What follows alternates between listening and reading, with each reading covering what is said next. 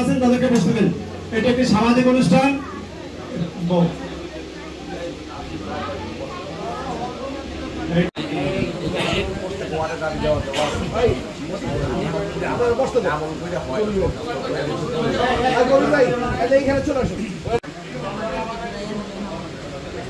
আফজাল ভাই,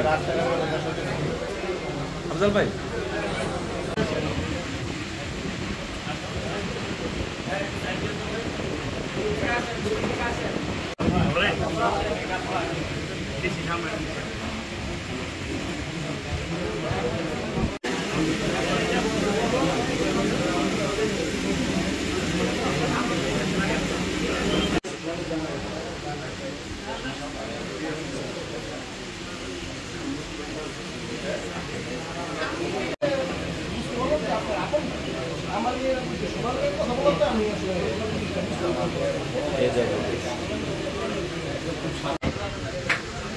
জি বড় ভাই আছি।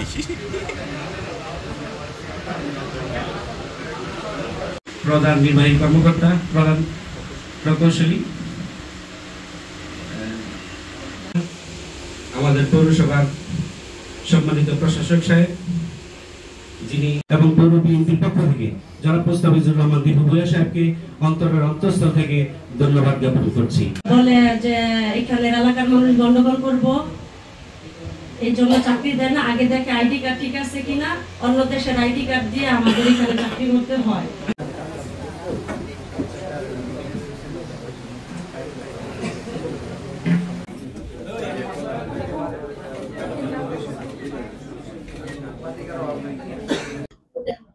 আমি প্রথম দিনেই আমাদের ইউনো মহোদয়ের সাথে দেখে আমি বলেছিলাম মর্নিং শোজ দ্য ডে। ওনার চেহারাটা দেখে বোঝা গেছে যে আমাদের অনেক চাহিদা উনি পূরণ করে দিবে। কারণ উনি এরকম একটা মানুষ, রূপগঞ্জে অনেক ইউনো সাহেব এসেছে, ইভেন অনেকে ধরেন ওনার কর্মকর্তার টাইমের পরে আবার ওনারা চলে গেছেন। তো ওনাকে দেখে রূপগঞ্জবাসীর অনেক আশা জায়গা একটা খুঁজে পেয়েছে। আজকে ওনাকে দেখে আমরা এখানে যে এসেছি, ওনার আশাই কিন্তু আমরা এসেছি। কারণ আমরা জানি যে উনি মানুষের সাথে মিলে মানুষ কি চায়, ইভেন রূপগঞ্জবাসী কি চায়, তার আবার পৌরসভার মানুষজন কি চায়, এটা উনি মানুষের হৃদয়ের মধ্যে থেকে উপলব্ধি করে ওই কাজগুলি উনি সবসময় সমাধান করে।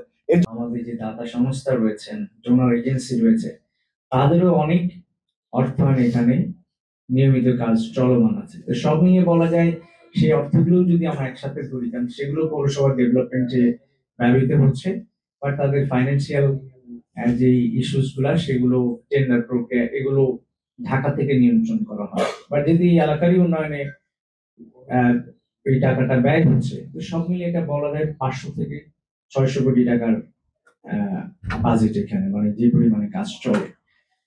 তো যেটি হয়েছে, আসলে আমরা খুবই লজ্জিত যে এখানে এত বড় একটা পৌরসভা, এই পৌরসভার কাজগুলোকে আরো সঠিকভাবে আরো সুন্দর করে করা যেত, সেটি আসলে হয়নি। না হওয়ার দরুন আপনারা দেখেছেন যে আমাদের প্রথম সমস্যা হচ্ছে জলাবদ্ধতা।